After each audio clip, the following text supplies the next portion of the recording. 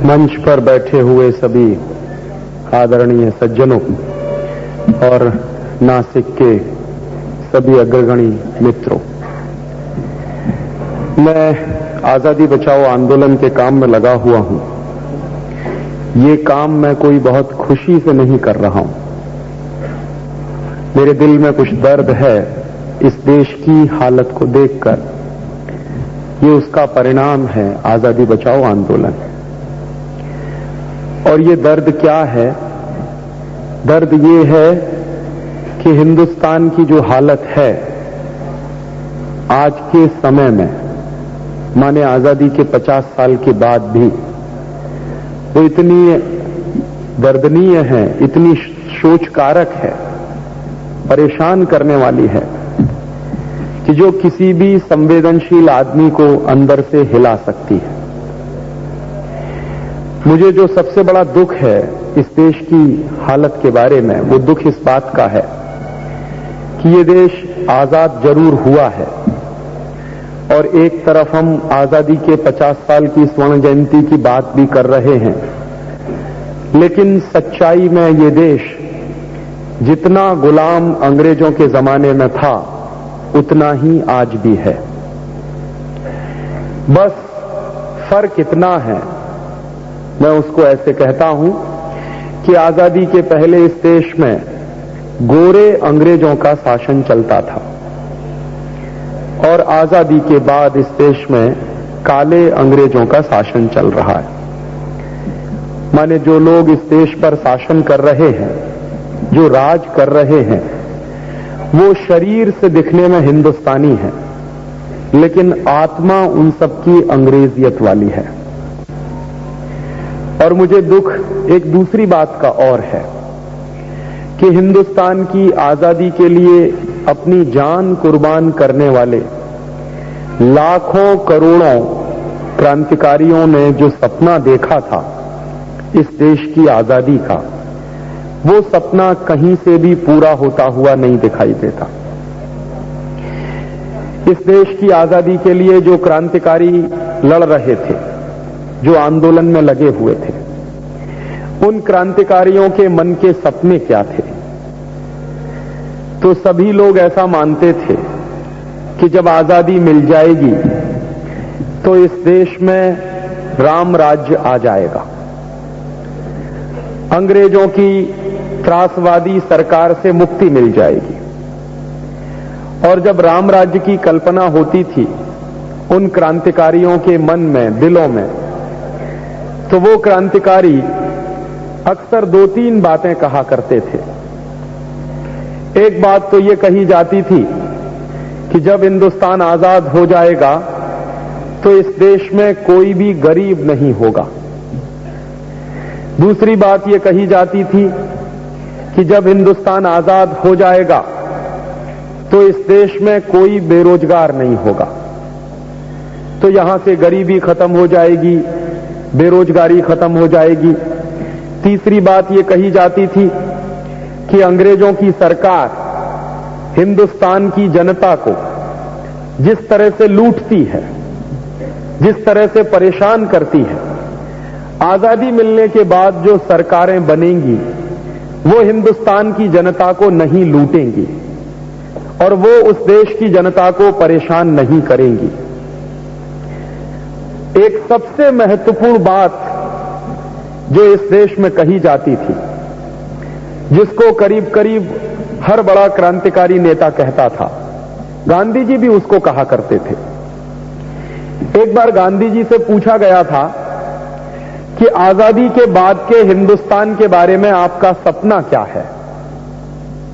एक विदेशी पत्रकार था, उसने पूछा था बापू से कि जब आजादी मिल जाएगी भारत को तो कैसा हिंदुस्तान का कल्पना, कैसी हिंदुस्तान की कल्पना आपके मन में है? तो गांधी जी ने एक ही लाइन में जवाब दिया था उसका कि आजादी के बाद के भारत में अगर अंग्रेज चाहेंगे तो रह सकते हैं। मुझे अंग्रेजों से कोई नफरत नहीं है, अंग्रेज चाहेंगे तो हिंदुस्तान के मेहमान बनकर रह सकते हैं, लेकिन अंग्रेजियत नहीं रहेगी। तो उस पत्रकार ने पूछा कि बापू, ये अंग्रेजियत से आपका मतलब क्या है? तो गांधी जी ने कहा कि अंग्रेजियत का माने है हिंदुस्तान की वो सारी की सारी व्यवस्था जो अंग्रेजों द्वारा चलाई गई है। उदाहरण के लिए, अंग्रेजों की चलाई हुई शिक्षण पद्धति को गांधी जी अंग्रेजियत मानते थे। अंग्रेजों की चलाई हुई न्याय पद्धति को गांधी जी अंग्रेजियत मानते थे। अंग्रेजों की चलाई हुई शासन पद्धति को गांधी जी अंग्रेजियत मानते थे। अंग्रेजों की चलाई हुई पार्लियामेंट्री डेमोक्रेटिक सिस्टम को गांधी जी अंग्रेजियत मानते थे। तो वो कहा करते थे कि जब अंग्रेज चले जाएंगे और स्वराज्य आ जाएगा तो हिंदुस्तान में ये कोई भी व्यवस्था नहीं चलेगी जो अंग्रेजों ने चलाई है, और आजादी के बाद हम इस देश में एक स्वदेशी की व्यवस्था चलाएंगे। गांधी जी के राम राज्य के सपने में सबसे मूल बात यही थी। और उन्होंने एक बार और कह दिया था, एक और दूसरे पत्रकार के जवाब में, कि ये राम राज्य कैसा होगा? तो गांधी जी ने कहा कि मेरे राम राज्य की कल्पना है जिसमें 11 व्रत देश की नीतियों के रूप में चलाए जाएंगे। तो वो 11 व्रत कौन से हैं जो उन्होंने दिए इस देश के लिए? सत्य, अहिंसा, ब्रह्मचर्य, असंग्रह और ऐसे ऐसे 11 व्रत हैं। उनमें एक महत्वपूर्ण व्रत है स्वदेशी, और वो कहते थे कि स्वदेशी के बिना राम राज्य हो नहीं सकता। ऐसी ही कल्पना गांधी जी जैसे बहुत सारे दूसरे नेताओं की भी थी। जैसे कभी कभी मैं एक दूसरा उदाहरण और देता हूं कि श्री सुभाष चंद्र बोस, जिन्होंने आजाद हिंद फौज बनाई थी, और उसका ऑफिस हिंदुस्तान में नहीं था, हिंदुस्तान के बाहर था, और वो एक अपने तरीके से क्रांतिकारी तरीके से हिंदुस्तान को आजाद करने की लड़ाई लड़ रहे थे। तो उनका भी एक बहुत ऐतिहासिक भाषण रेडियो पर टेलीकास्ट हुआ था, जो उन्होंने रंगून से दिया था। उस भाषण में उन्होंने भी यही कहा था, माने गांधी जी सत्य, अहिंसा, सत्याग्रह के रास्ते से आजादी लाने की कोशिश कर रहे थे, और सुभाष चंद्र बोस वो सारे तरीके अपनाना चाहते थे जिससे अंग्रेजों को मारकर भगाया जा सके। फौज भी बनानी है, आक्रमण भी करना है, मार भी देना है अंग्रेजों को, कोई सिपाही मिल जाएगा तो उसको नमस्ते नहीं कर लेना है। तो दो अलग अलग एक्सट्रीम के नेता थे इस देश में। एक बाजू में क्रांतिकारियों का नेतृत्व करने वाले सुभाष चंद्र बोस, भगत सिंह, चंद्रशेखर आजाद, तात्या टोपे और ये सब थे, और दूसरे बाजू में महात्मा गांधी और ऐसे तमाम दूसरे लोग भी थे। लेकिन सपनों में कोई अंतर नहीं था। मैं जो कहना चाहता हूं वो ये कि जो सपना महात्मा गांधी का था हिंदुस्तान के बारे में, वही सपना सुभाष चंद्र बोस का भी था। और वो भी यही कहा करते थे कि जब हिंदुस्तान आजाद हो जाएगा तो इस हिंदुस्तान में हमारा सब कुछ जो है हिंदुस्तानी तरीके से चलेगा। अंग्रेजों के तरीके से हम कुछ भी नहीं चलाने वाले इस देश में। अंग्रेजों की कोई भी नीति इस देश में नहीं चलेगी। तो उनके सपने, गांधी के सपने, हिंदुस्तान के उन करोड़ों क्रांतिकारियों के सपने जिन्होंने अपनी जान कुर्बान की, वो कमोवेश एक जैसे थे। 1-2 डिग्री का फर्क हो सकता है, इससे ज्यादा फर्क नहीं था उन सपनों में। मुझे जो दर्द है वो इस बात का है कि आज आजादी के 50 साल में उन सपनों का क्या हुआ? क्या हुआ इस देश में? कौन सा ऐसा ग्रहण लग गया इस देश पर कि ऐसा अच्छा देश जिसके बारे में सारी दुनिया में कहा जाता था कि जगत गुरु है, वो देश आज गड्ढे में गिरने की तैयारी पर है। क्या हो गया है ऐसा? कौन सी प्रॉब्लम है? मैं कभी कभी बुजुर्गों से बात करता हूं सीखने के लिए। मेरे घर में मेरी एक दादी मां है जो आजादी की लड़ाई में शामिल थी, 1942 की लड़ाई में शामिल थी। शायद उसी के संस्कार मुझे मिले हैं। तो कभी कभी मैं जब उसके पास जाता हूं, उससे बातें करता हूं, तो पूछता हूं कि आप लोगों ने जब अपनी जान को हथेली पर लेकर 42 की लड़त में घर छोड़कर क्विट इंडिया मूवमेंट में शामिल होने का संकल्प लिया था, तो कौन सा सपना था आपके मन का? तो वो कहती है कि सपने तो हमारे बहुत ऊंचे थे।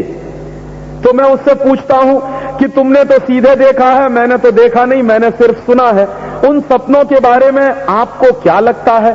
तो वो कहती है कि अब मुझे शर्म आती है कि हमने ऐसे देश के लिए आजादी की लड़ाई लड़ी है।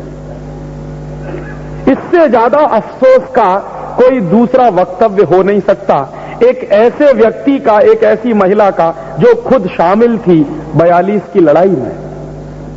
ऐसे और भी बुजुर्गों से मैं मिलता हूं, सब लोग एक ही बात कहते हैं। कभी कभी तो एक्सट्रीम का जवाब मुझे मिलता।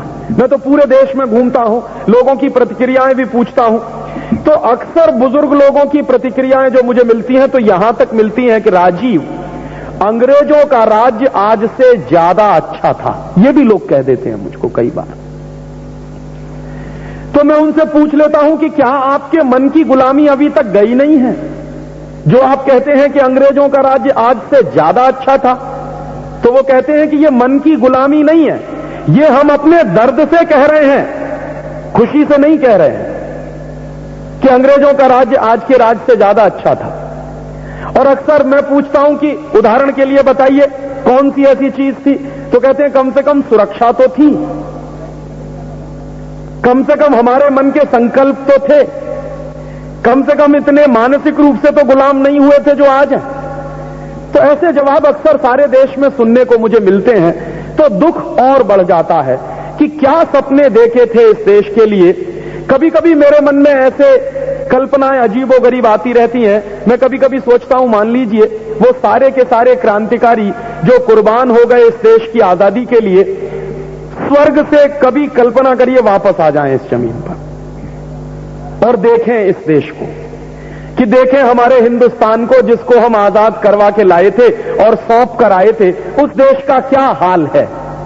अगर मान लीजिए वो बाय द वे आ जाएं, ऐसी कोई व्यवस्था हो, प्रभु की कृपा हो जाए, तो मैं आपसे बहुत दर्द से कह रहा हूं कि वो आज के हिंदुस्तान को देखकर शायद आत्महत्या करना पसंद करेंगे।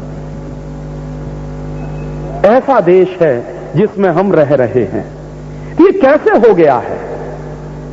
हुआ है तो कहीं कोई गड़बड़ी हुई होगी, कहीं कोई चूक हुई होगी। कई बार क्या होता है कि जब खुशी बहुत ज्यादा होती है ना, तो अपनी गलतियां पता नहीं लगती। शायद ऐसा ही कुछ हुआ होगा 1947 में, क्योंकि खुशी इतनी ज्यादा थी सरकार बनाने की और सत्ता हासिल करने की, तो उसमें क्या क्या गलतियां हुई वो किसी ने ध्यान भी नहीं दिया होगा। और आज ये लगता है कि अगर थोड़ा सा ध्यान दिया गया होता तो देश की ये दुर्दशा नहीं होती जो आज हम देख रहे हैं हमारी आंखों के सामने। क्या दुर्दशा है इस देश की। मेरे मन में जो दर्द है उसमें एक सबसे बड़ा दर्द ये है कि इस देश से अंग्रेज चले गए 1947 में, लेकिन अंग्रेजियत नहीं गई इस देश से। और अंग्रेजों के जाने के बाद इस देश में अंग्रेजियत और गहरी होती चली गई है। माने जितनी अंग्रेजियत इस देश में आजादी के पहले नहीं थी, उससे कई गुना ज्यादा अंग्रेजियत इस समय देश में हर तरफ दिखाई देती है, जीवन के हर क्षेत्र में। वो चाहे राजनीति हो, वो चाहे अर्थव्यवस्था हो, वो चाहे समाज की व्यवस्थाएं हो, वो चाहे हमारी सांस्कृतिक परंपराएं हो, हर जगह वो अंग्रेजियत के दर्शन मुझे होते हैं। जिस अंग्रेजियत को भगाने के लिए करोड़ों करोड़ों लोगों ने कुर्बानियां कर दी अपने जीवन की, वो अंग्रेजियत क्या है उसको समझना चाहिए। और गलती क्या हुई है? गलती हुई है गांधी जी ने जो देखा था उसके ठीक उल्टा हुआ है। गांधी ने तो देखा था कि अंग्रेज चाहें तो रहें, अंग्रेजियत चली जाए, लेकिन हुआ उसका उल्टा। अंग्रेजों को भेज दिया गया और अंग्रेजियत को इस देश में बाकायदा रखा गया। और ना सिर्फ रखा गया, इस पर ताली बजाने की बात नहीं है, यह दुख की बात है जो मैं कह रहा हूं। और आप लोग इतना तो समझिए कि कब ताली बजानी चाहिए, कब नहीं बजानी चाहिए। तो दुख जो है वो ये है कि अंग्रेज तो चले गए हैं, लेकिन अंग्रेजियत तो गहरी होती चली जा रही है लगातार इस देश में। और इसलिए मैं कहता हूं कि क्या कोई आजादी आ गई है इस देश में? जिस अंग्रेजियत से आजाद होने की हमारी कल्पना थी, हमारे संकल्प थे, उस अंग्रेजियत से कहीं हम आजाद दिखाई देते हैं? उदाहरण के लिए, अंग्रेजों के जमाने में इस देश में मानसिक गुलामी मानी जाती थी कि ज्यादा थी। और वो मानसिक गुलामी में क्या होता था कि हिंदुस्तान में अंग्रेजों की सरकार इतने अत्याचार करती थी, इतना लोगों के ऊपर दुष्कर्म करती थी, इतना लोगों को प्रताड़ित करती थी, फिर भी अंग्रेजी सरकार के जो बड़े अधिकारी थे उनका हिंदुस्तान में स्वागत होता था। जैसे मैं अक्सर एक उदाहरण देता हूं कि सन 1911 में अंग्रेजों का राजा आया था इस देश में, उसका नाम था जॉर्ज पंचम, अंग्रेजी में उसको जॉर्ज फिफ्थ भी कहते हैं।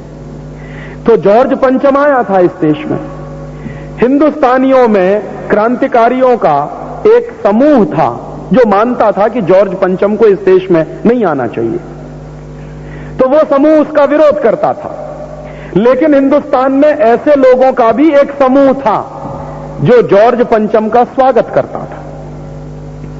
तो जॉर्ज पंचम का स्वागत करने वाला समूह कौन सा था? जॉर्ज पंचम का स्वागत करने वाला समूह था जिनको अंग्रेजों की सरकार से कोई ना कोई मुनाफा मिलता था, जिनको अंग्रेजों की सरकार से कोई ना कोई सुविधा मिलती थी, जो अंग्रेजों की सरकार के पोषित किए गए तंत्र से अपने आप को जोड़कर रखते थे। तो ऐसा एक वर्ग था इस देश में, या हम उसको बहुत ब्लंट भाषा में कहें तो अंग्रेजों का चाटुकार वर्ग था इस देश में, साइकोफेंट थे कुछ अंग्रेजों के। तो जो अंग्रेजों का चाटुकार वर्ग था वो अंग्रेजों के स्वागत में लगा रहता था, अंग्रेजों के गुणगान में लगा रहता था। ये अक्सर होता था। तो 1911 के साल में जब जॉर्ज पंचम आया इस देश में, तो जो लोग अंग्रेजों के साइकोफेंट माने जाते थे, चाटुकार माने जाते थे, उन लोगों ने जॉर्ज पंचम का खूब जबरदस्त तरीके से स्वागत किया था। उस समय मैं आपको याद दिलाऊं, श्री स्वर्गीय लोकमान्य तिलक ने यह कहा था कि काश ये देश आजाद होता तो हमको ये दुर्दिन नहीं देखना पड़ता।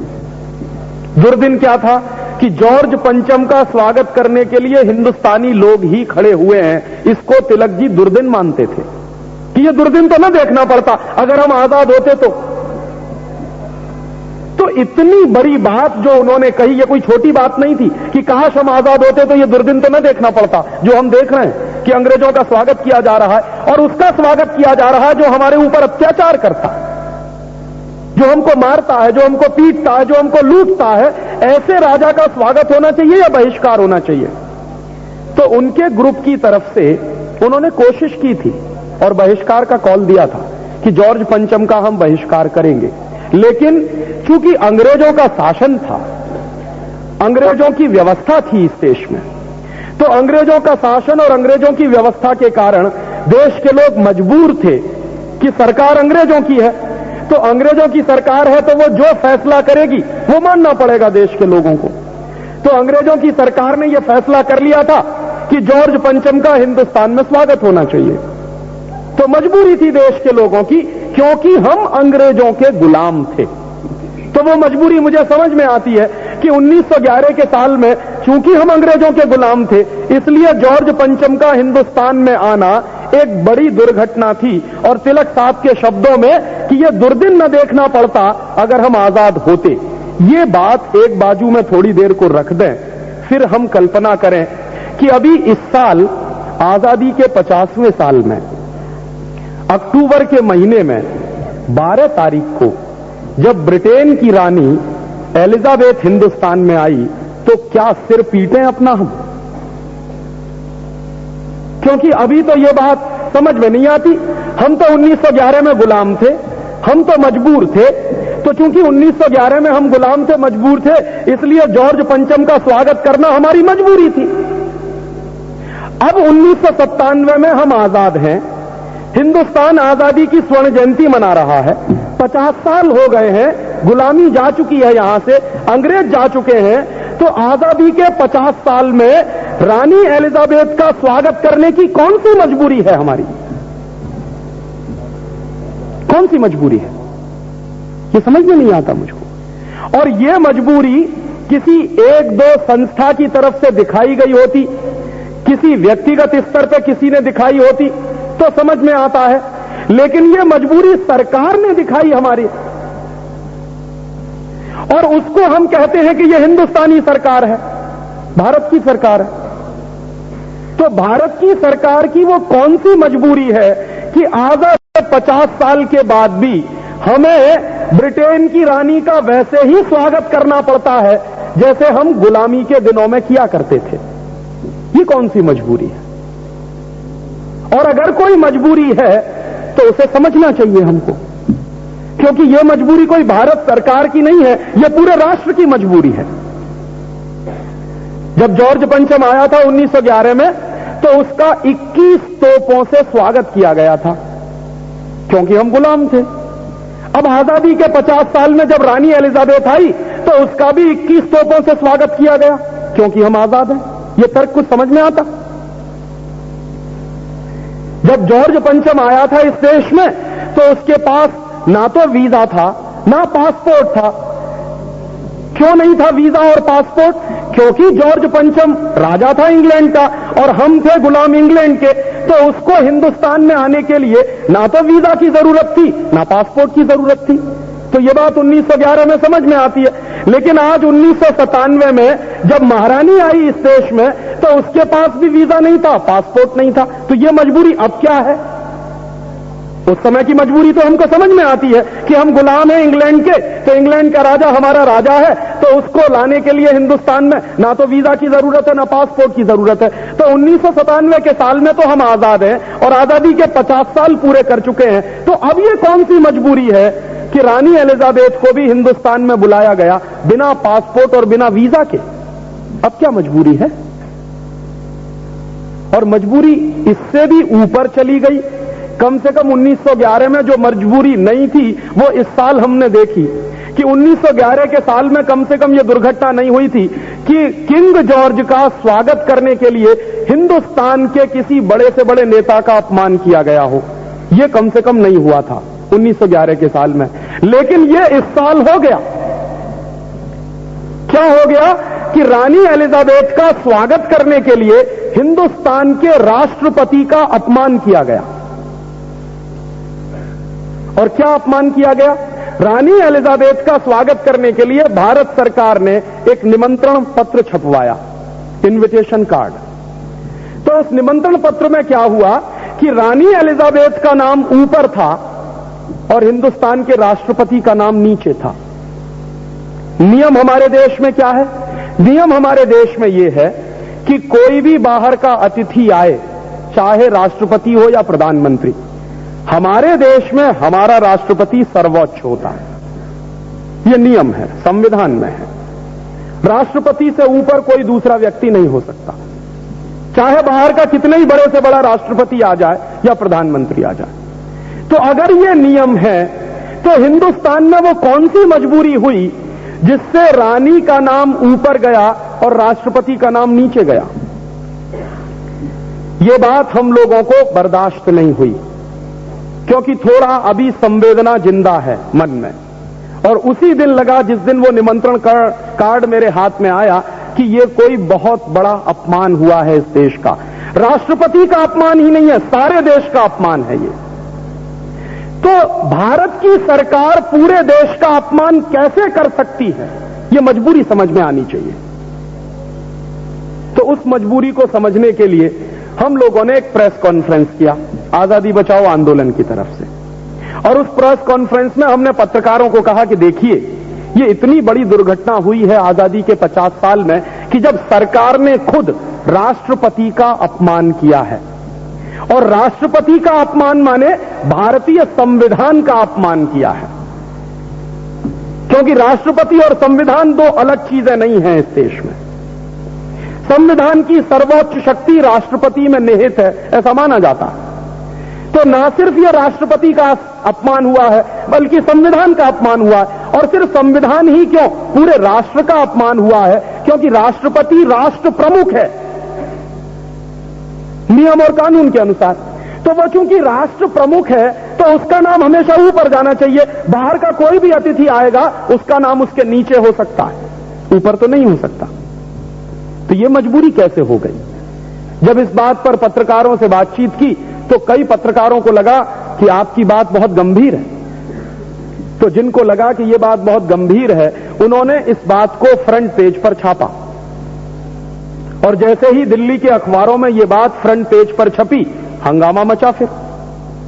और हंगामा जब मचा तो एक पत्रकार ने मुझसे कहा था कि राजीव भाई, कहीं ऐसा तो नहीं है कि गलती से ऐसा हो गया हो? तो मैंने सहज रूप से कह दिया कि हो सकता है गलती। प्रिंटिंग प्रेस में यह निमंत्रण पत्र छपा हो, वहां के सब लोग पढ़े लिखे ही हों, अंग्रेजी अगर नहीं जानते होंगे तो नाम ऊपर नीचे हो सकता है, बहुत स्वाभाविक है ये, तो जरूरी नहीं है। मैंने मान लिया, एक पत्रकार ने मुझे कहा सहज रूप से, मैंने भी मान लिया सहज रूप से कि ऐसा हो गया होगा। लेकिन शाम को भारत सरकार के प्रवक्ता ने एक आधिकारिक बयान दिया, और वो बयान क्या दिया कि ब्रिटेन की रानी का नाम निमंत्रण पत्र में ऊपर खूब समझ बूझकर छापा गया है। तो इसके कुछ गहरे अर्थ हैं। जब सरकार की तरफ से यह स्टेटमेंट आ गया कि ब्रिटेन की रानी का नाम निमंत्रण पत्र पर ऊपर बहुत समझ बूझकर छापा गया है और यह अखबार में छप गया, तब मुझे लगा कि जरूर कोई सीरियस बात है। तो मैंने मेरे एक दोस्त से पूछा, दिल्ली में सुप्रीम कोर्ट में वो वकील है, मैंने उससे कहा कि भाई तुमको क्या लगता है, भारत सरकार ने ये जो कह दिया है इसकी कोई लीगल वैलिडिटी है क्या? तो उसने मुझे कहा कि हो सकता है इसकी लीगल वैलिडिटी हो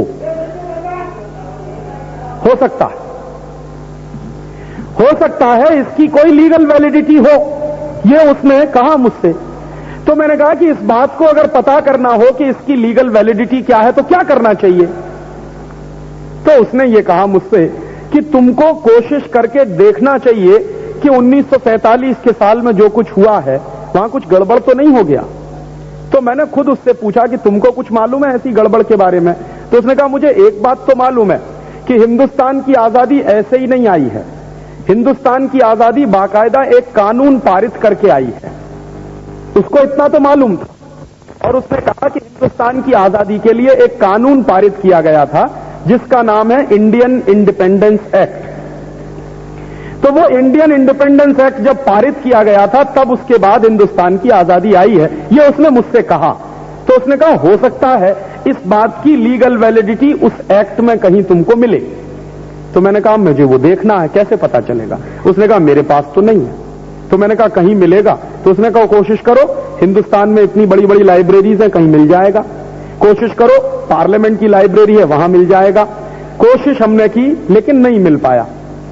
तो फिर क्या किया हम लोगों ने, लंदन में हमारे कुछ दोस्त हैं उनकी मदद ली और उनसे कहा कि हाउस ऑफ कॉमन्स की बड़ी लाइब्रेरी है लंदन में, पार्लियामेंट की, उसमें शायद ये पड़ा होगा, आप जरा उसकी फोटोकॉपी करा के हमको भेज दीजिए।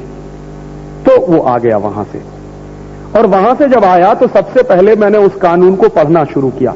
जिस दिन मेरे हाथ में वो ड्राफ्ट आया उसी दिन मैंने सब काम छोड़कर उसको पढ़ना शुरू किया। तो जैसे ही मैंने उस कानून का प्रस्तावना पढ़ा, प्रिएम्बल पढ़ा, उसी दिन मेरे दिल में एक खटका हो गया। प्रस्तावना में क्या लिखा है?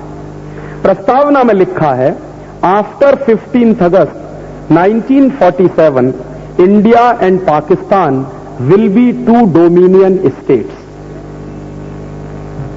माने 15 अगस्त 1947 के बाद भारत और पाकिस्तान 2 डोमिनियन स्टेट्स बनेंगे। ये बिल्कुल स्पष्ट लिखा है उसकी प्रस्तावना में। तो अगर 15 अगस्त 1947 के बाद भारत और पाकिस्तान डोमिनियन स्टेट्स बनेंगे तो भारत की इंडिपेंडेंस का मतलब क्या है फिर? क्योंकि डोमिनियन स्टेट्स जो है वो इंडिपेंडेंट नहीं होता।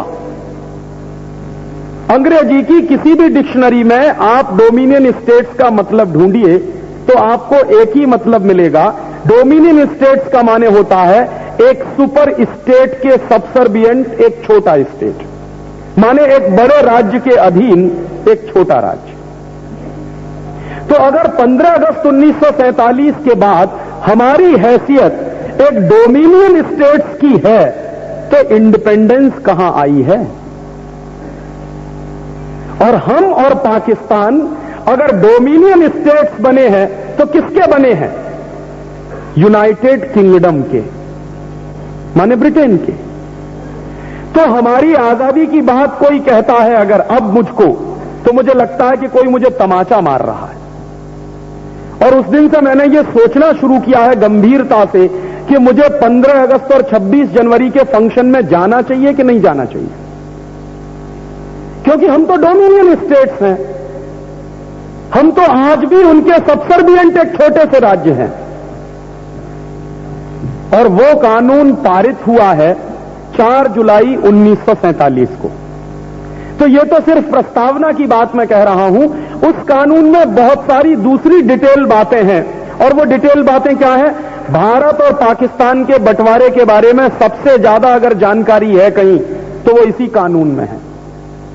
और उस कानून को पूरा पढ़ने के बाद मुझे पहली बार पता चला, ये मैं ईमानदारी से कह रहा हूं आपसे, कि मुझे पहली बार पता चला कि भारत और पाकिस्तान का बंटवारा अंग्रेजों ने बाकायदा कानून बनाकर किया है। माने अब तक तो मैं ये मानता था कि जिन्ना ने पाकिस्तान मांगा होगा और अंग्रेजों ने पाकिस्तान दे दिया होगा। मेरे मन में यही कल्पना थी और शायद बचपन से हम यही सुनते आ रहे हैं। इतिहास में भी कुछ इसी तरह की बातें हमको पढ़ाई जाती हैं।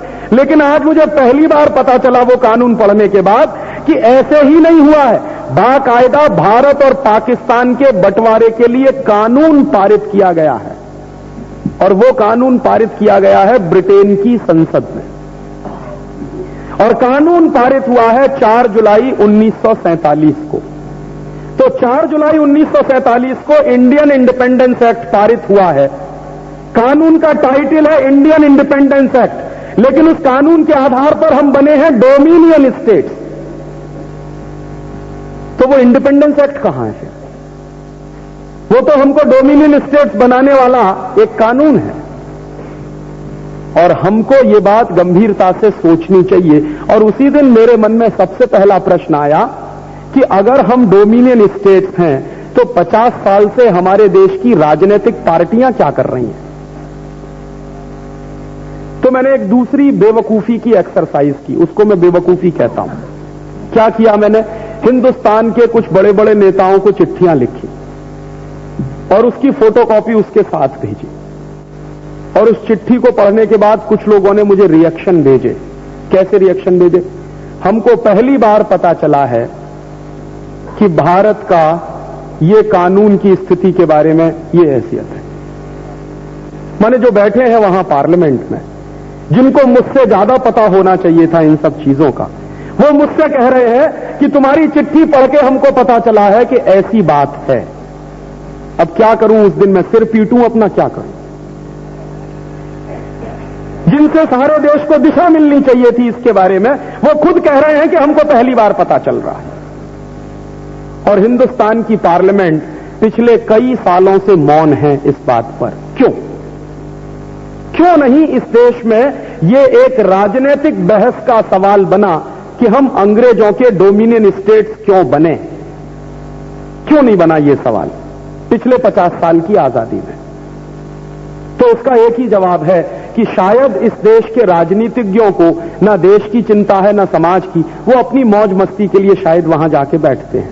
अदरवाइज किसी के दिल में दर्द होता तो ये एक बड़ा राजनीतिक प्रश्न बन जाना चाहिए था। और मैं ऐसा मानने को तैयार नहीं हूं कि पार्लियामेंट में जितने लोग बैठते हैं उनमें से किसी को मालूम ही नहीं होगा।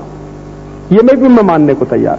हो सकता है मेजॉरिटी लोगों को नहीं मालूम हो, लेकिन किसी को भी नहीं मालूम होगा, ये मैं मानने को तैयार नहीं।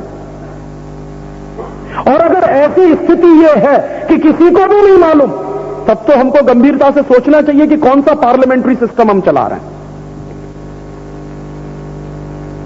और जिन लोगों को हम ये पार्लियामेंट्री सिस्टम चलाने के लिए भेज रहे हैं, उनके बारे में हमको गंभीरता से सोच लेना चाहिए। फिर तो अगर किसी को भी नहीं मालूम है ये, तो मैं मानता हूं कि किसी को तो मालूम होगा, कुछ लोगों को मालूम होगा, 2, 5 होंगे, 10 होंगे, लेकिन जिनको भी मालूम है उन्होंने इसको डिबेट का मुद्दा क्यों नहीं बनाया? और आजादी के 50 साल में आप ध्यान करिए, हिंदुस्तान के पार्लियामेंट का स्पेशल सेशन हुआ था। स्पेशल सेशन बुलाया गया था पार्लियामेंट का। लोकसभा और राज्यसभा की ज्वाइंट सेशन हुई थी और ऐतिहासिक रात को उसी समय हुई थी, 12 बजे, 14 अगस्त की रात को इस साल 12 बजे वैसे ही सेशन किया था जैसे कभी हुआ होगा। उस समय यह बात उठनी चाहिए थी क्यों नहीं उठी फिर ये? क्यों नहीं किसी के मन में दर्द है इस बात को लेकर कि हम डोमिनियन स्टेट्स हैं अभी भी, और अगर हम उस कानून के आधार पर डोमिनियन स्टेट्स हैं यूनाइटेड किंगडम के, तो बात समझ में आती है कि फिर ब्रिटेन की महारानी हमारी भी महारानी है। और इसलिए यह भी सवाल समझ में आता है कि तब ब्रिटेन की महारानी का नाम ऊपर ही जाएगा, हमारे राष्ट्रपति का नाम उसके नीचे ही होगा, क्योंकि इंडिपेंडेंट नेशन हम हैं कहां, हम तो डोमिनियन स्टेट्स। और जिस दिन मुझे यह पता चला, उस दिन से हम लोगों की अंदर की परेशानी बहुत बढ़ गई है। और इससे भी ज्यादा दुख एक और बात का पता चला कि कुछ ऐसे भी नियम हैं जो इस देश में चलते हैं। जिस दिन यह पता चला, उसी के बाद एक दूसरी बात और पता चली कि मान लीजिए कभी इस देश में कोई ऐसी क्राइसिस की स्थिति पैदा हो जाए, जिस क्राइसिस की स्थिति में हमारे पास संविधान में कोई प्रोविजन ना हो, हमारे पास कोई कानून ना हो उस स्थिति को सुधारने के लिए, कोई मान लीजिए स्थिति पैदा हो जाए XYZ, तो हमको क्या करना पड़ेगा? Then we have to follow British rules, then we have to follow British constitution, then we have to follow British traditions. माने अगर हमारे देश में अपनी स्थिति को सुधारने के लिए कोई कानून नहीं है, कोई नियम नहीं है, संविधान में कोई व्यवस्था नहीं है, तो हमको ब्रिटेन की परंपराओं का ही पालन करना पड़ेगा। यह भी बात है हमारे यहां। तो कैसे मान लें कि हम आजाद हो गए हैं?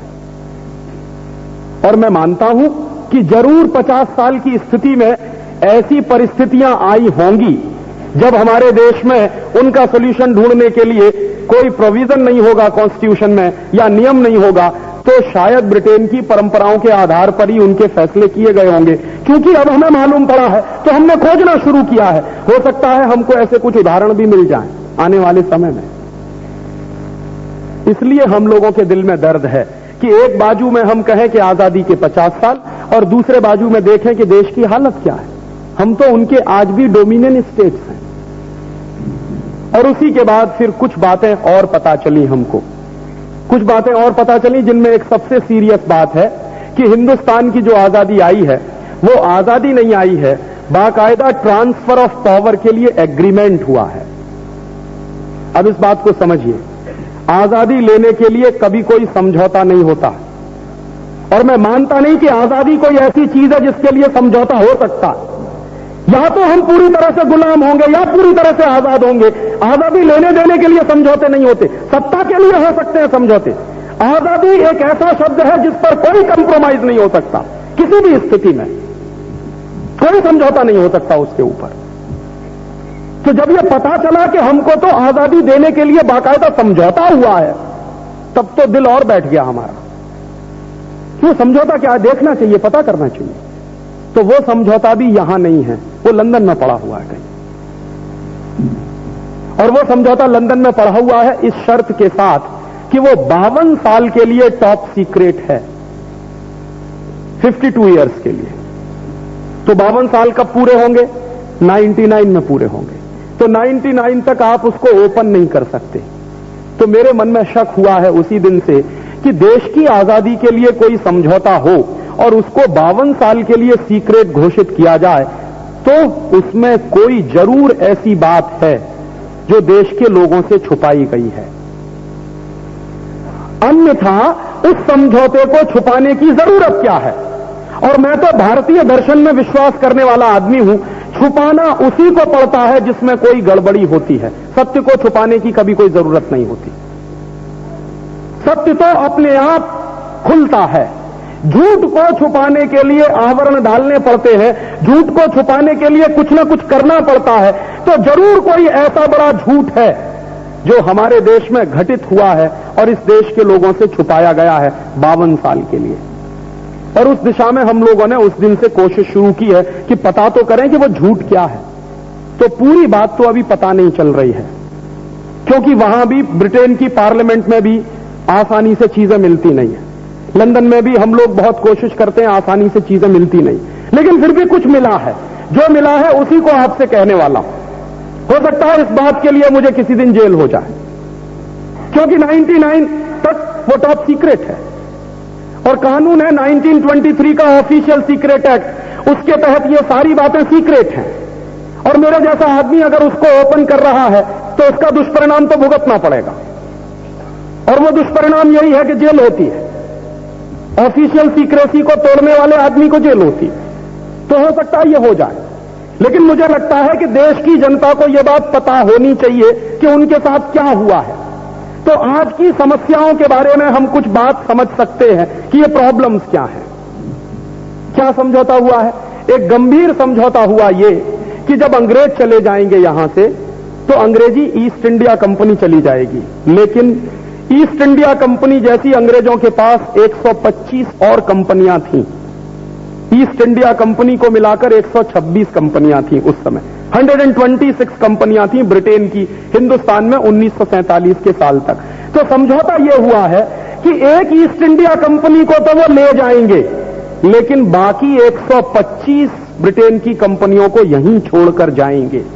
ये समझौता है।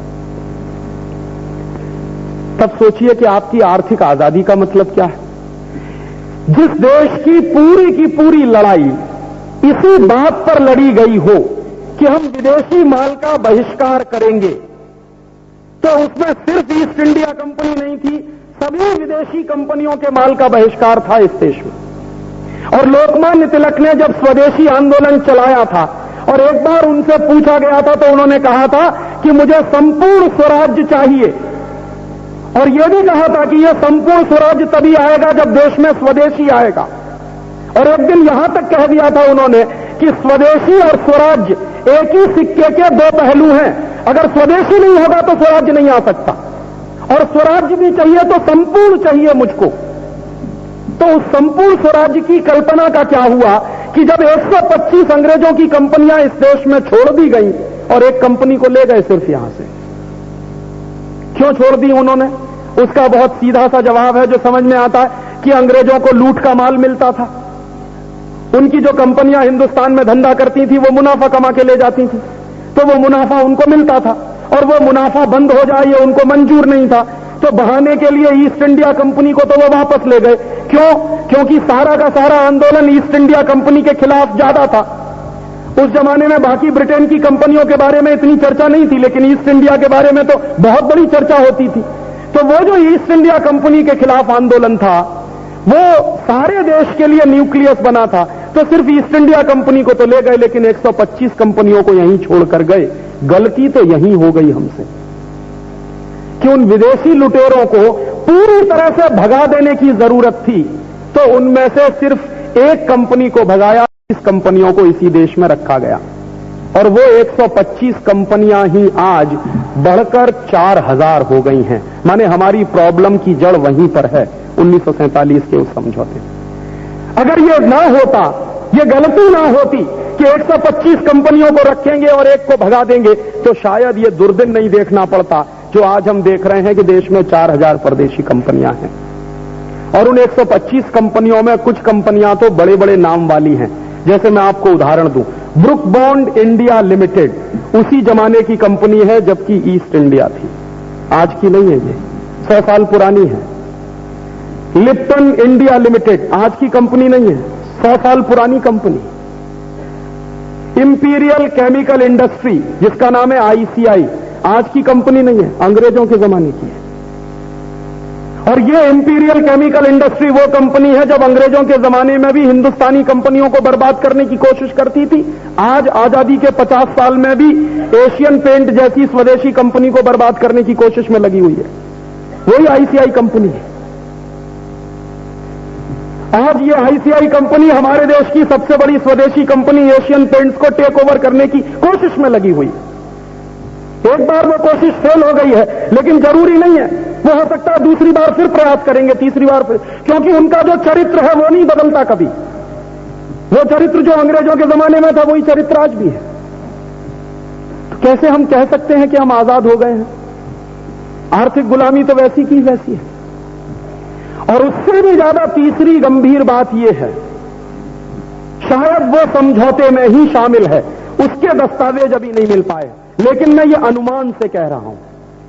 दस्तावेज मिल जाएंगे तो इसी बात को मैं ताल ठोंक के कहूंगा जैसे बाकी सारी बातों को कहता हूं। शायद यह भी हुआ होगा कि अंग्रेज जब चले जाएंगे, अंग्रेजों की सरकार यहां से चली जाएगी, लेकिन अंग्रेजों के बनाए हुए सारे के सारे कानून हिंदुस्तान में चलते रहेंगे आजादी के बाद भी। ये ऐसा ही एक समझौता हो सकता है, हुआ हो, अनुमान मैं कर सकता हूं, क्योंकि जब ऐसे ऐसे समझौते हो सकते हैं तो यह समझौता होने में भी कोई मुश्किल नहीं आई होगी। और वही मुझे दर्द है, दुख है कि अंग्रेजों के जमाने के बनाए हुए हिंदुस्तान में 3735 कानून हैं जो अभी भी चल रहे हैं। वो कानून 200 साल पुराने हैं, कुछ कानून 250 साल पुराने हैं, कुछ कानून 150 साल पुराने हैं, कुछ कानून 100 साल पुराने हैं। आप जरा सोचिए कि कोई कानून मान लीजिए 150 साल पुराना है, तो 150 साल पहले देश की परिस्थिति क्या रही होगी। तो 150 साल पहले की देश की परिस्थिति में कोई कानून बनाया गया, और एक दूसरी बात कि वो कानून बनाया अंग्रेजों ने अपना स्वार्थ पूरा करने के लिए। तो जो कानून अंग्रेजों ने अपना स्वार्थ पूरा करने के लिए बनाया हो और जो कानून देश की 150 साल पुरानी परिस्थिति के हिसाब से बनाया गया हो, वो कानून आज कैसे लागू हो सकता है, उसके पीछे वो कौन सा रैशनल है, कौन सा तर्क है कि 150 साल पुराना कानून भी इस देश में वैसे ही चलेगा जैसे अंग्रेजों के जमाने में चलता था। ये कौन से तर्क से हम मान सकते हैं और स्वीकार कर सकते हैं? और ऐसा कानून कौन सा है? मैं आपको बताता हूं कि हिंदुस्तान में 150 साल पुराने कानून कौन कौन से हैं। लगभग 150 साल पुराना कानून है इस देश में जो पुलिस का कानून है, जिसका नाम है इंडियन पुलिस एक्ट। ये इंडियन पुलिस एक्ट 1861 का बनाया हुआ है। ऐसे ही एक दूसरा कानून है जिसका नाम है इंडियन एडमिनिस्ट्रेटिव एक्ट। अंग्रेजों के जमाने में उसको कहते थे इंडियन सिविल सर्विस एक्ट, अब उसको कहते हैं इंडियन एडमिनिस्ट्रेटिव एक्ट। बाकी कुछ भी नहीं बदला है उसमें। 140 साल 135 साल पुराना कानून है इंडियन फॉरेस्ट एक्ट, जो अभी भी चल रहा है इस देश में। 125 130 साल पुराना कानून है इंडियन टेलीकम्युनिकेशन एक्ट, जिसके आधार पर पोस्ट एंड टेलीग्राफ डिपार्टमेंट काम करता। 1885 का बनाया हुआ कानून है। आज से लगभग 100 साल पुराना कानून है लैंड एक्विजिशन एक्ट, 1894 का बनाया हुआ है। वो आज भी चल रहा है इस देश में आजादी के 50 साल के बाद भी। तो ऐसे ऐसे वो सारे कानून चल रहे हैं इस देश में जो अंग्रेजों ने बनाए थे इस देश में। और अंग्रेजों ने क्यों बनाए थे? उसके पीछे अंग्रेजों का स्वार्थ था। क्या स्वार्थ था? अंग्रेजों ने इस देश में इनकम टैक्स एक्ट बनाया, अंग्रेजों ने इस देश में सेंट्रल एक्साइज एक्ट बनाया, उसके साथ उन्होंने सॉल्ट भी जोड़ दिया था। Central excise and salt tax act पूरा नाम होता था, वो अभी तक चल रहा है। 2 साल पहले उसमें से सॉल्ट नाम हटाया गया, बस बाकी सबका सब है। मैंने सॉल्ट भी हटाने में हमको 50 साल लग गए उस कानून में से। तो ये जो टैक्सेशन के टोल टैक्स, अभी थोड़ी देर पहले मैं त्र्यंबकेश्वर से आया तो वहां शहर में घुसने ही के लिए वो कहने लगा 10 रुपया दो। काहे का 10 रुपया? कि टोल टैक्स लगता। तो मेरा पहला रिएक्शन यही था कि अंग्रेज तो मर गए और चले गए, यहां से टोल टैक्स छोड़कर गए हमारी छाती पर, जो अभी भी चल रहा है इस देश में। ऐसा ही एक कानून है ऑक्ट्रॉय टैक्स, ये भी अंग्रेज छोड़कर गए थे इस देश में, वो भी ऐसे ही चल रहा है इस देश में। और ऐसा ही एक कानून है सेल्स टैक्स, जो अंग्रेजों ने अपने जीवन में, माने हिंदुस्तान छोड़ने के अंतिम समय में बनाया था और लागू करवाया था। तो टैक्सेशन के ये जितने कानून इस समय चल रहे हैं देश में, ये सब अंग्रेजों के हिसाब से बनाए गए हैं, अंग्रेजों के स्वार्थ को पूरा करने के लिए बनाए गए हैं। अंग्रेजों का सबसे बड़ा स्वार्थ क्या था? अंग्रेजों का सबसे बड़ा स्वार्थ ये था कि हिंदुस्तानी जो उद्योगपति हैं, हिंदुस्तानी जो व्यापारी हैं, उनको बर्बाद करना है। क्यों? ताकि ईस्ट इंडिया कंपनी और अंग्रेजों की कंपनियों का धंधा यहां चले, व्यापार चले। ईस्ट इंडिया कंपनी और अंग्रेजों की कंपनियों में इतनी दम नहीं थी कि वो हिंदुस्तानी कंपनियों के साथ कंपटीशन में टिक सकें। दस्तावेज इस बात के हैं कि अंग्रेजों के लंकाशायर और मानचेस्टर में जो कपड़ा बनता था, वो सूरत के बनाए गए कपड़े से बहुत घटिया होता था, वो बिक नहीं पाता था इस देश में। अंग्रेजों के देश में उस जमाने में जो स्टील बना करती थी, वो हिंदुस्तान में बनने वाली स्टील से 100 गुनी घटिया होती थी। और मेरे पास इस बात के सबूत हैं कि ईस्ट इंडिया कंपनी अपने जितने जहाज बनाती थी पानी के, वो सब स्टील हिंदुस्तान से जाता था। उस जमाने में यह माना जाता था कि पूरी दुनिया में दो ही देश थे जिनके पास क्वालिटी का स्टील होता था, या तो था डेनमार्क और या था हिंदुस्तान। और 1835 के साल में आप कल्पना कर सकते हैं कि 1835 के साल तक हिंदुस्तान में स्टील बनाने के 10,000 कारखाने थे, एक दो नहीं। और उन 10,000 कारखानों में जो स्टील बनता था, उस स्टील की क्वालिटी का आप अंदाजा करना चाहें तो कभी चले जाइए मेहरौली नाम के गांव में एक खंभा लगा हुआ स्टील का बनाया हुआ, उस पर आज तक जंग नहीं लगी है। दिल्ली के पास सैकड़ों साल से ऐसे ही खड़ा हुआ है, जंग नहीं लगी है। क्या था? क्वालिटी का काम करते थे हम, कोई ऐसे ही छोटे मोटे लोग नहीं थे। और वो बेस्ट क्वालिटी का स्टील है, इसलिए आज तक उस पर जंग नहीं लगा है। आज हिंदुस्तान में कोई माई की लाल कंपनी ऐसी नहीं है जो स्टील बना के दे और वो 100 साल तक टिक जाए। आज वो टेक्नोलॉजी नहीं है हमारे पास। एक जमाना था कि हमारे पास वो टेक्नोलॉजी थी। तो हिंदुस्तान में ऐसे क्वालिटी के सामान बनते थे जिनकी टक्कर में अंग्रेजी सामान बहुत घटिया होते थे। तो अंग्रेजों को एक काम करना पड़ा कि हिंदुस्तानी कंपनियों को बंद करवाना पड़ेगा और अंग्रेजी माल तभी बिक सकेगा। तो हिंदुस्तानी कंपनियों को बंद कराने के लिए उनको एक रास्ता मिला। चूंकि सरकार उनकी थी इस देश में, तो उन्होंने क्या किया, हिंदुस्तानी कंपनियों पर टैक्स बढ़ाते चले जाओ, बढ़ाते चले जाओ, बढ़ाते चले जाओ और अंग्रेजों का माल टैक्स फ्री कर दो। तो अंग्रेजों का माल टैक्स फ्री होता था और हिंदुस्तानी कंपनियों पर टैक्स लगाया जाता था। एक दो नहीं, 5-5 तरह के टैक्स लगाए जाते थे और टैक्स लगा लगा के हिंदुस्तानी माल को महंगा बनाया जाता था, अंग्रेजों का माल सस्ता बनाया जाता था। उसके नतीजे क्या निकले? अंग्रेज हमसे कंपटीशन में कभी टिक नहीं पाए, लेकिन चूंकि बेईमानी से उनकी सरकार चलती थी तो उन्होंने हिंदुस्तान के व्यापारियों को बर्बाद कर दिया टैक्स के कानून चलाकर और इस देश में लागू करवा के। 1835 के साल तक हिंदुस्तान दुनिया का सबसे बड़ा एक्सपोर्टर कंट्री था, जब तक ये टैक्स के कानून नहीं लगे थे इस देश में। जब तक अंग्रेजों का टैक्सेशन इस देश में नहीं आया था, तब तक हिंदुस्तान दुनिया का सबसे बड़ा एक्सपोर्टर कंट्री था। और कितना एक्सपोर्ट हम करते थे? दुनिया के पूरे बाजार में जितना एक्सपोर्ट होता था उसका 33%, 33% हिंदुस्तान का एक्सपोर्ट होता था। तो अगर दुनिया में जितना एक्सपोर्ट हो रहा है उसका 33% हम एक्सपोर्ट कर रहे हैं, तो ये हिंदुस्तान कोई बहुत बड़ा इंडस्ट्रियल कंट्री रहा होगा, ये तभी संभव है। लेकिन दुर्भाग्य से हमको ये पढ़ाया गया कि हिंदुस्तान तो एग्रीकल्चरल कंट्री रहा। हम एग्रीकल्चरल कंट्री के साथ साथ बहुत बड़े इंडस्ट्रियल कंट्री थे, ये बात माइनस की गई है। नहीं तो हम इतना एक्सपोर्ट कैसे कर पाते थे अगर इंडस्ट्रियल बेस नहीं था इस देश में? तो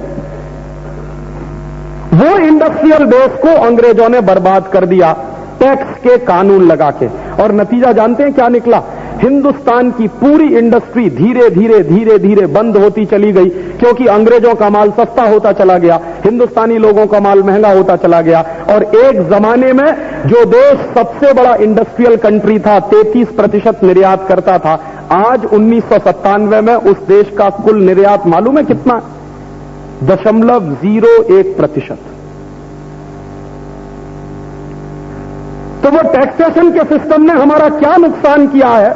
सबसे बड़ा नुकसान किया है कि हम 33% एक्सपोर्ट करने वाले देश आज 0.01% का एक्सपोर्ट कर रहे हैं दुनिया के बाहर। हम गिर रहे हैं या उठ रहे हैं, ये इसी बात से सिद्ध होता है। और वो टैक्सेशन का जो सिस्टम चलता था अंग्रेजों के जमाने में, उसकी एक दूसरी बात और बता दूं कि अंग्रेजों ने जो टैक्सेशन के लिए ऑफिसर्स बनाए थे, जो टैक्स वसूलते थे, उनकी ट्रेनिंग कैसे दी जाती थी? उन ऑफिसर्स की ट्रेनिंग कैसे होती थी? जो इनकम टैक्स वसूलते थे, जो सेंट्रल एक्साइज का लॉ चलाते थे, वगैरह वगैरह, उन ऑफिसर्स की ट्रेनिंग दी जाती थी। उसका एक गोल्डन रूल था। वो गोल्डन रूल ये था कि आप हिंदुस्तान के व्यापारियों से टैक्स वसूल पाएं या ना वसूल पाएं, ये महत्वपूर्ण नहीं है। महत्वपूर्ण यह है कि आप हिंदुस्तान के व्यापारियों को इतना डिमोरलाइज कर दें कि वो अपने कारखाने बंद कर दें। ये उनकी ट्रेनिंग होती थी। और जिस तरह की ट्रेनिंग अंग्रेजों के जमाने में टैक्सेशन के ऑफिसर्स को दी जाती थी, वही ट्रेनिंग आज आजादी के 50 साल के बाद भी दी जा रही है ऑफिसर्स को। और आज भी ऑफिसर्स आपकी छाती पे खड़े रहते हैं, उनका बस चले तो आपकी सारी इंडस्ट्री में ताला डलवा दें। वो एक तो टैक्सेशन के कानून है जो आपको काम नहीं करने देते, दूसरे ऊपर से ऑफिसर्स आपकी छाती पे खून पीने के लिए बैठे रहते हैं। और उसके बाद भी इस देश की इंडस्ट्री जिंदा है, तो मैं इस देश के उद्योगपतियों को सलाम करता हूं, इस बात के लिए नमस्कार करता हूं, धन्यवाद देता हूं कि इतने कष्ट सहते हुए भी इस देश में कुछ उद्योग का काम चलता है, उत्पादन का काम चलता है। अदरवाइज तो अंग्रेजों की पॉलिसी के अनुसार तो सब खत्म हो जाना चाहिए। और दुर्भाग्य हमारा यही है कि जो कुछ अंग्रेजों ने चलाया टैक्सेशन का, income tax, central excise, toll tax, octroi tax, बाद में सेल्स टैक्स, वो सब चल रहा है इस देश में।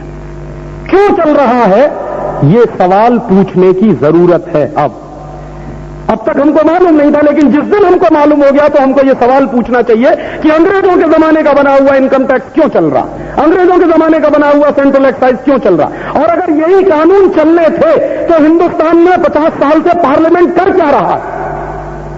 50 साल से हम इनको हजारों करोड़ रुपया बर्बाद कर करके वोट देकर चुनकर भेज रहे हैं, ये कर क्या रहे हैं वहां बैठकर। जो अंग्रेजों के बनाए हुए कानून ही चलाने हैं तो ये पार्लियामेंट क्यों चला रहे हैं, इसमें भी ताला डाल दीजिए, क्योंकि देश तो ऐसे ही चल रहा है अंग्रेजों के जमाने के हिसाब से। ये सवाल देश की राजनीतिक व्यवस्था को उठाने चाहिए, लेकिन देश की राजनीतिक व्यवस्थाएं कौन से सवाल उठा रही हैं जिनसे आपका कुछ लेना देना नहीं है। आपको बांटो जातियों में, आपको बांटो धर्म में, सिर्फ उनको वोट चाहिए। जो महत्वपूर्ण राजनीतिक प्रश्न है वो देश में कभी उठाए नहीं जाते पार्लियामेंट के अंदर। बेवकूफी की बहसें होती हैं पार्लियामेंट के अंदर, और अगर आप पार्लियामेंट की बहस सुने तो सिर पीट लेंगे किसी दिन अपना। वहां बहस होती है कि मेरे गांव में बिजली का खंभा नहीं गड़ा है, मेरी सड़क की नाली चौक हो गई है, मेरे यहां कूड़ा नहीं उगा। यह सब काम के लिए पार्लियामेंट है। जो बहस होनी चाहिए म्युनिसिपल कॉर्पोरेशन में वो चली जाती है पार्लियामेंट में कभी कभी। जो बहसें होनी चाहिए पार्लियामेंट में उनसे किसी को मतलब नहीं है। और ये टैक्सेशन का सिस्टम वैसे ही बर्बाद कर रहा है हमको जैसे अंग्रेजों के जमाने में करते थे। और मुझे तो उससे भी बड़ा दुख है, एक दिन मुझको पता चला कि अंग्रेजों ने इस देश में 97% इनकम टैक्स लगाया था सबसे पहले। माने 100 रुपए पे 3 रुपया बचेगा, 97 दे दीजिए टैक्स के रूप। तो 97% टैक्स क्यों लगाया उन्होंने? तो उनकी दो मान्यताएं थी। वो एक बात तो ये कहते थे कि अगर हिंदुस्तानी व्यापारी ईमानदारी से टैक्स देना शुरू कर देंगे तो बर्बाद हो जाएंगे, क्योंकि 97% टैक्स देने के बाद बचेगा क्या आपके पास। एक दूसरी मान्यता उनकी यह थी कि अगर वो ईमानदारी से टैक्स नहीं देंगे तो टैक्स की चोरी करेंगे। माने अंग्रेज चाहते थे कि आप टैक्स की चोरी करें। क्यों? क्योंकि आप बेईमान हो जाएंगे। एक दूसरी मान्यता उनकी यह थी कि अगर वो ईमानदारी से टैक्स नहीं देंगे तो टैक्स की चोरी करेंगे। माने अंग्रेज चाहते थे कि आप टैक्स की चोरी करें। क्यों? क्योंकि आप बेईमान हो जाएंगे, और बेईमान आदमी को गुलाम बनाना बहुत आसान होता है। ये उनकी पॉलिसी थी, इसलिए उन्होंने 97% इनकम टैक्स लगाया इस देश में। वो 97% इनकम टैक्स इस देश में आजादी आई 1947 में, उसके बाद भी सन 1982 तक चलता रहा 97% इनकम टैक्स। 1982 तक 97% इनकम टैक्स वसूला जाता था देश के लोगों से। क्यों वसूला जाता था? क्योंकि अंग्रेज कह गए थे। तो अंग्रेज कह गए थे अगर ऐसे ही हिंदुस्तान चलाना तो आजादी का मतलब क्या है फिर? और इसलिए मैं कहता हूं, और अंग्रेजों ने यह सिस्टम क्यों बना, मैंने इससे पहले थोड़ी एक बात उसको गंभीरता, वो कह रहे हैं या तो हिंदुस्तानी व्यापारी बर्बाद हो जाएंगे या बेईमान हो जाएंगे। माने आपको करप्ट बनाना है उन्हें, ताकि आप उनके गुलाम बने। करप्शन जितना बढ़ेगा समाज में उतने आप गुलामी में फंसते जाएंगे। तो आज ये सब जो कुछ चल रहा है वो जान लीजिए कि आपको जानबूझकर या तो करप्ट बनाने के लिए है या बर्बाद करने के लिए। तो ये सरकारें भी वैसे ही चल रही हैं जैसे अंग्रेजों की सरकारें चला करती थी। ऐसे ही टैक्स वसूल रही हैं जैसे अंग्रेजों की सरकारें आपसे वसूला करती थी। अंग्रेजों की सरकार को जब मन में आता था लोगों के ऊपर टैक्स बढ़ा देते थे। आज की सरकार को जब मन में आता है 5% सर्विस टैक्स बढ़ा दो, आज ये कर दो कल वो कर दो। और जैसे अंग्रेजों की सरकार क्या करती थी, टैक्स वसूलती थी लोगों से, उस टैक्स का होता क्या था, अंग्रेजों की सरकार उससे मौज मस्ती करती थी।